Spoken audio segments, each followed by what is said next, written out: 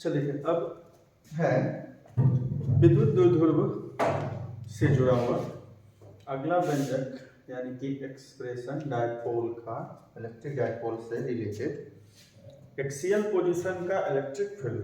हम पढ़े हैं विद्युत विभव यानी कि इलेक्ट्रिक पोटेंशियल, पीछे पढ़े।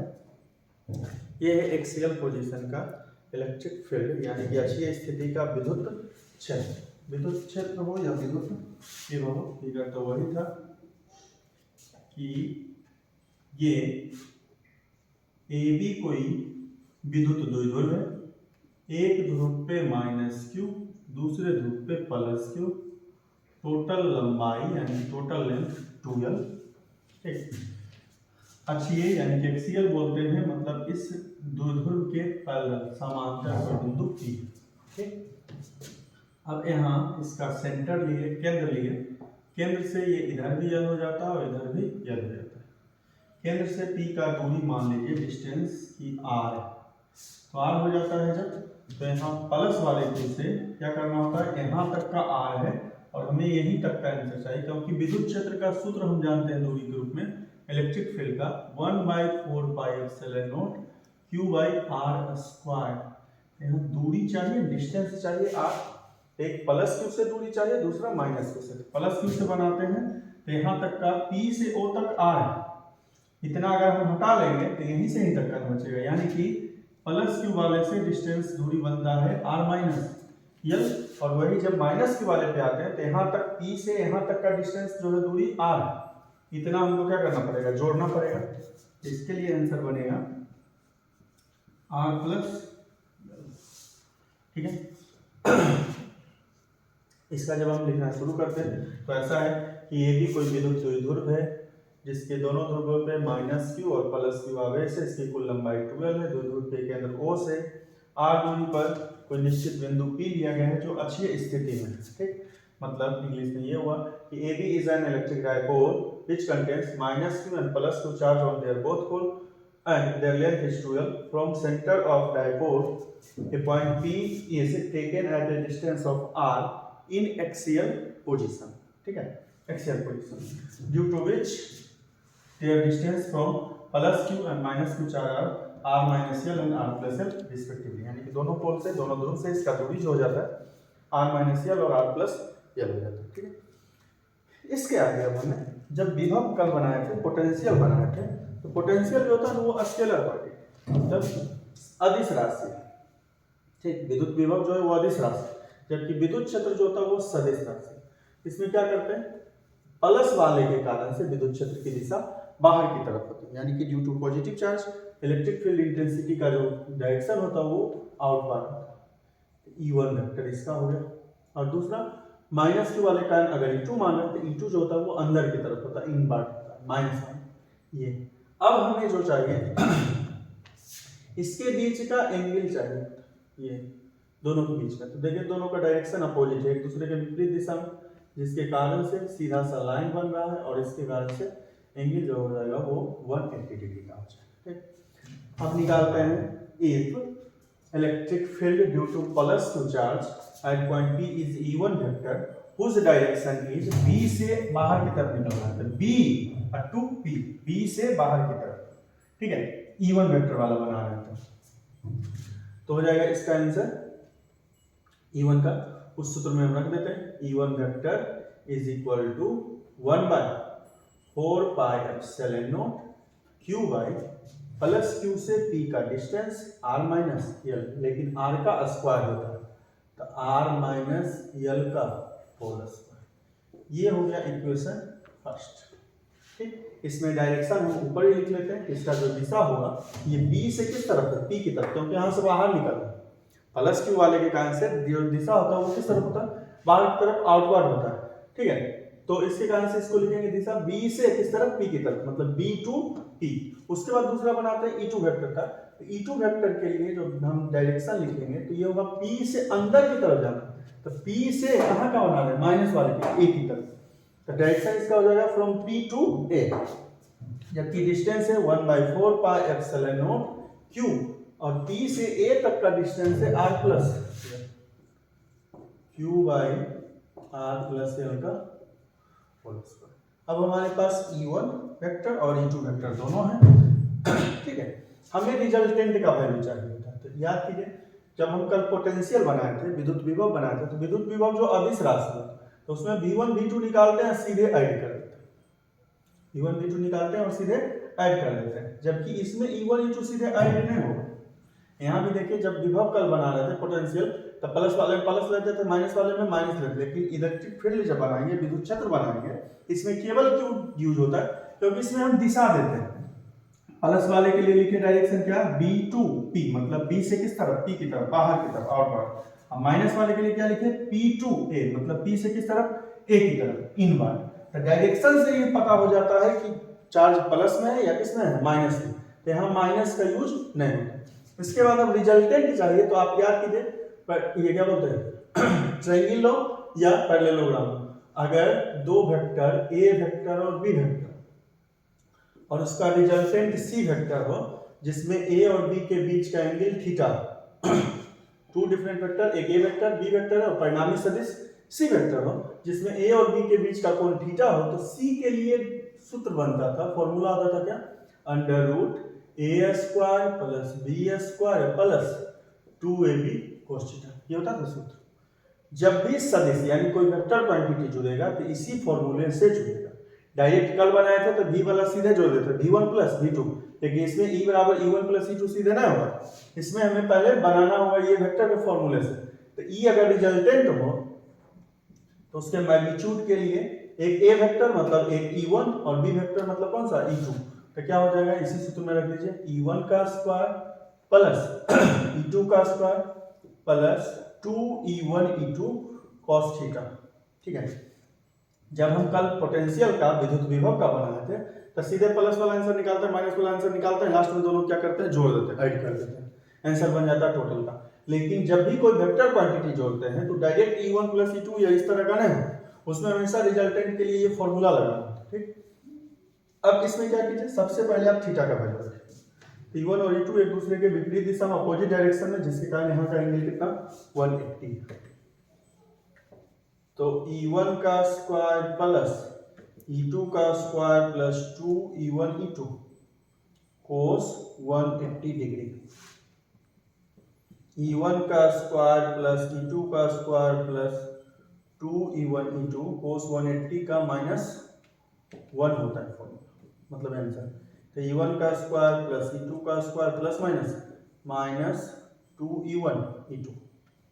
अब इसको अगर ध्यान से आप देखें तो A माइनस बी का होल स्क्वायर बन रहा है, A square plus B square minus 2AB, यानी कि आंसर बन गया कितना, E1 माइनस E2 का होल स्क्वायर, अंदर में स्क्वायर ऊपर में रूट, यानी कि आंसर क्या निकलेगा बाहर, E1 माइनस E2। अब हमारे पास आंसर आ गया E is equal to E1 minus E2। E is equal to जब E1 माइनस E2 आ चुका है तो हम पहले से जान रहे हैं E1 और E2 का वैल्यू इक्वेशन फर्स्ट और सेकंड में। तो अब यहाँ से हम रखते हैं इक्वेशन फर्स्ट और सेकंड का value from equation first and second, यानी putting the value of equation first and second, 1 तथा 2 का मान रखते हैं।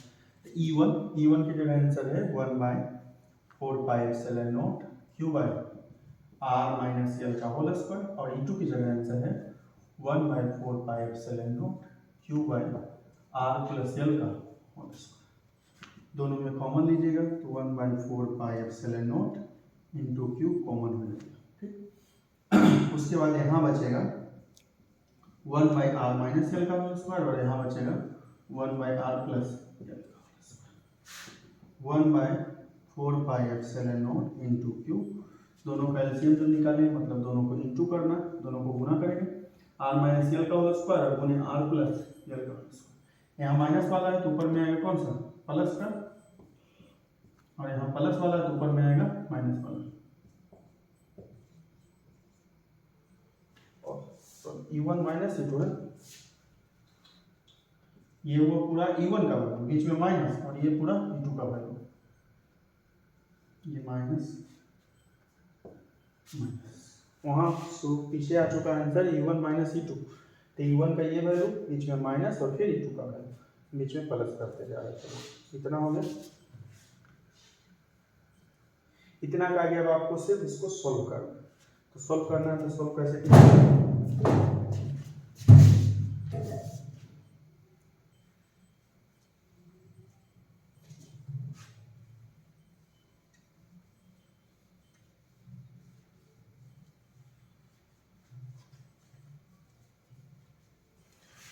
इतना हो गया। तो उसके बाद देखिए क्या होगा, हो जाएगा 1/4πε0 इंटू क्यू, ये हो गया a प्लस बी का होल स्क्वायर, तो a square plus b square plus 2ab, तो 2rl minus a square minus a minus b का होल स्क्वायर, तो a square plus b square minus 2ab।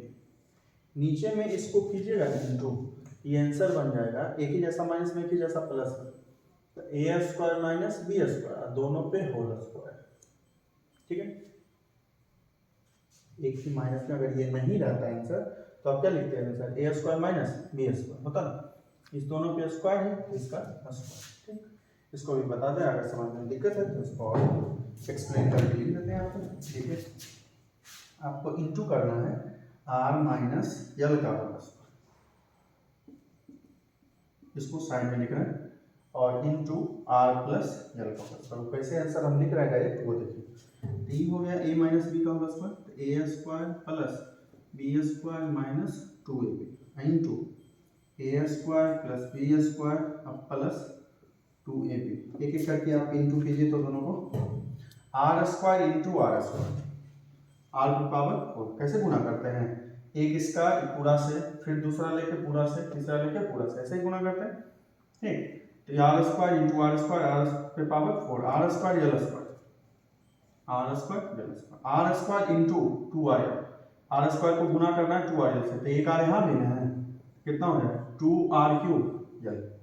ठीक, अब यल स्क्वायर से करते हैं, तो यल स्क्वायर आर स्क्वायर, फिर यल स्क्वायर को यल स्क्वायर से, तो यल पे पावर 4, 2 ये यल स्क्वायर को यल स्क्वायर से किया तो यल पे पावर 4, यल स्क्वायर को फिर इससे करेंगे तो 2r यल क्यूब, यहाँ यल स्क्वायर और यहाँ क्या यल। ठीक, अब बच गया माइनस वाले से करना, तो minus plus minus 2rl into are square, तो यहाँ r और यहाँ r square, 2r³ l, 2rl into l square, तो minus 2rl, 2rl into 2rl, तो माइनस माइनस ये माइनस और ये प्लस, माइनस 2 इंटू 2 कितना 4, r इंटू आर स्क्वायर और यल इंटू यल स्क्वायर, एक ही जैसा प्लस माइनस जुड़ जाए तो 2r³ यल प्लस में 2r³ यल माइनस 2rl³, अच्छा ये था ये माइनस, ये प्लस में और ये किस में माइनस में। उसी तरह ये जो है आंसर है माइनस में, कितना 2r³ यल,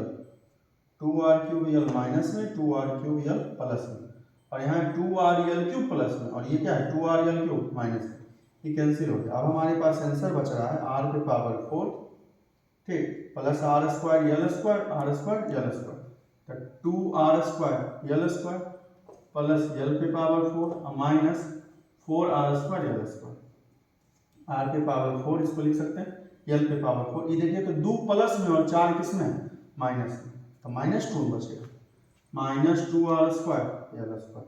अब इसको सेट अगर हम कर देंगे तो ये का स्क्वायर यानी कि आर स्क्वायर का स्क्वायर प्लस यल स्क्वायर का स्क्वायर माइनस 2 ए की जगह आर स्क्वायर, बी की जगह यल स्क्वायर, तो क्या होगा a square plus b square minus 2a, यानी कि इसको हम लिख सकते हैं r square minus l square का होल स्क्वायर, वही वो डायरेक्ट लिख रहे हैं r square minus l square का होल स्क्वायर, सिर्फ इंटू कर दो दोनों, इंटू एक एक करके जो कैंसिल हो रहा है प्लस माइनस एक ही जैसा उसको छोड़ के बाकी लिखेगा तो इतना आंसर बन रहा है आर पे पावर 4 प्लस यल पे power 4 minus 2 r square l square. इसको लिख लेंगे तो हम आर पे पावर 4 को क्या लिख सकते हैं आर स्क्वायर का स्क्वायर, उसी तरह यल पे पावर 4 को क्या लिख सकते हैं यल स्क्वायर का स्क्वायर, और minus 2 r square l square यानी 2ab, ए की जगह आर स्क्वायर और बी की जगह यल स्क्वायर, वही आंसर लिख सकते हैं। अब हो गया आपके पास आंसर आ गया 1/4πε0 into q r square plus l square plus 2rl, ये माइनस में है, माइनस आगे में लगाओ मतलब सबका साइन उल्टा, minus r³ r square minus l square minus minus plus 2rl by नीचे में r square minus l square का होल स्क्वायर। देखिए तो आर स्क्वायर प्लस में आर स्क्वायर माइनस में यल स्क्वायर प्लस में यल स्क्वायर माइनस में। अब आंसर हो गया 1/4πε0 2rl प्लस 2rl कितना 4rl by r square minus l square का होल स्क्वायर।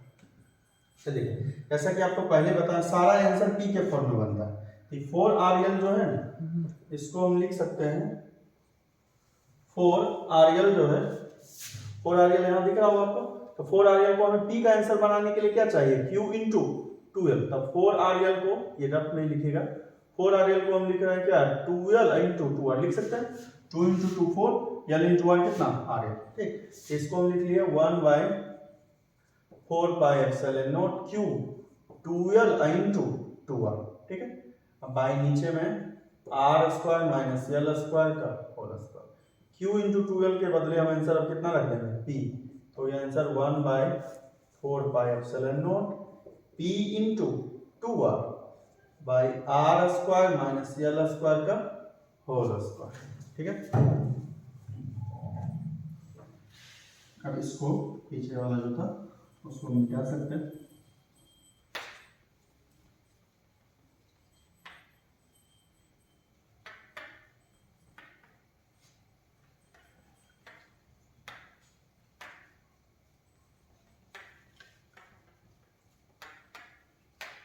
चलिए देखिए, अब आपके पास क्या आंसर बच रहा है, E is equal to 1/4 pi epsilon P into 2R यानी कितना 2PR by R square minus L square का होल स्क्वायर। यही है अक्षीय स्थिति यानी कि एक्सियल पोजीशन का इलेक्ट्रिक फील्ड, विद्युत क्षेत्र का वैल्यू। ठीक, इसी में जब बनाते हैं आदर्श द्विध्रुव वाला यानी छोटे द्विध्रुव के लिए तो यानी 0 रख लेते हैं, तो 0 रख लिए, नोट वाला जो पॉइंट था वो कि अगर आदर्श द्विध्रुव हो यानी कि आइडियल डायपोल होता तो आंसर बन जाएगा 1/4 pi epsilon not 2PR R square minus 0 square का होल स्क्वायर, तो 1/4 pi epsilon not 2PR R square का होल स्क्वायर, 0 घटाएंगे तब भी R स्क्वायर है, R स्क्वायर का होल स्क्वायर मतलब कितना R की पावर 4, R से ये कटा तो R क्यूब।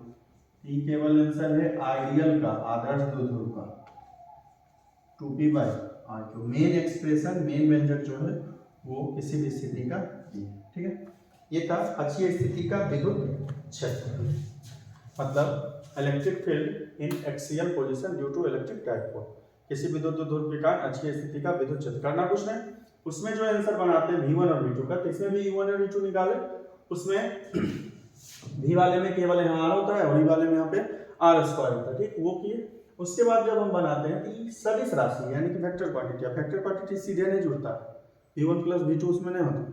ठीक, इसको जोड़ने के लिए आंसर जो पढ़ते थे C इज इक्वल टू, या बेसिक में पढ़े C is equal to under root A square plus B square plus 2, मतलब C बराबर under root A square plus B square plus 2AB cos theta. तो एक हो गया E1 और एक हो गया कौन सा E2, अब कुल का आंसर मान लिए E, यानी कि रिजल्टेंट का आंसर अगर E है तो E बराबर अंडर रूट E1 का स्क्वायर प्लस E2 का square plus 2E1 E2 cos theta. इसी में रख के फिर सबसे पहले थीटा का वैल्यू 180 रख दिए, 180 रख दिए तो माइनस में आंसर बन गया, आंसर बन गया कितना A माइनस B का होल स्क्वायर यानी कि E1 माइनस E2। उसके बाद E1 और E2 का वैल्यू रख के पूरा जो सिंप्लीफाई किए वो सॉल्व किए, भिन्न का जोड़ घटाओ। ठीक है, आगे चलते हैं।